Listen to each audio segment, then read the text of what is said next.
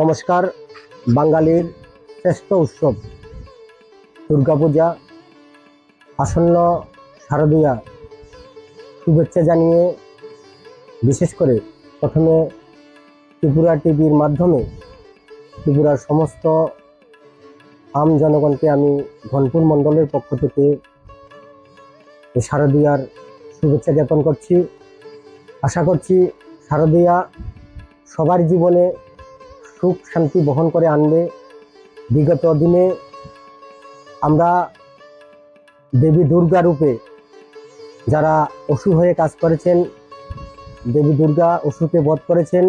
বর্তমান সমাজে অসুর তো আমরা দেখতে পাই না, কিন্তু অসুর রূপে কিছু মানুষ আছে যারা এই ভারতের শান্তি শৃঙ্খলাকে বা এক ত্রিপুরা শ্রেষ্ঠ ত্রিপুরা করার ক্ষেত্রে যারা বাধা বিঘ্ন দিচ্ছেন, ওনাদের কাছে আমাদের অনুরোধ থাকবে আপনারা সমাজের ভালো কাজে আসুন এবং এই দুর্গাপূজায় সবাই মিলে আমরা একটা সুখ শান্তি বহন করে আনি।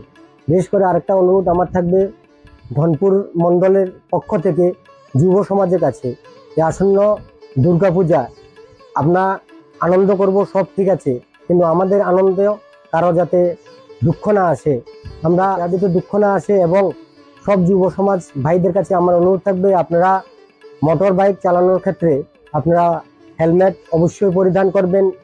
সবার কাছে অনুরোধ থাকবে নেশামুক্ত ত্রিপুরা করার জন্য রাজ্যের মাননীয় মুখ্যমন্ত্রী প্রফেসর ডক্টর মানিক শাহ যেভাবে আপ্রাণ চেষ্টা করছেন, আমরাও চাইছি যাতে নেশা আমাদের কোনো যুবক ভাইদের জীবনের কোনো সমস্যা যাতে না হয়ে দাঁড়াতে পারে। হেলমেট পরিধান করব এবং এই দুর্গাপূজা আমরা ধনপুরবাসী প্রত্যেকের কাছে আমার আবেদন থাকবে, আসুন আমরা সবাই মিলে একটা আনন্দ ঘন পুকুর মাধ্যমে দুর্গাপূজাকে সমাপ্ত করব। এবং দেবী দুর্গার কাছে আমি করজোরে অনুরোধ করব ধনপুরবাসীর সবার সুখ শান্তি আপনি যাতে ফিরিয়ে দেন। নমস্কার।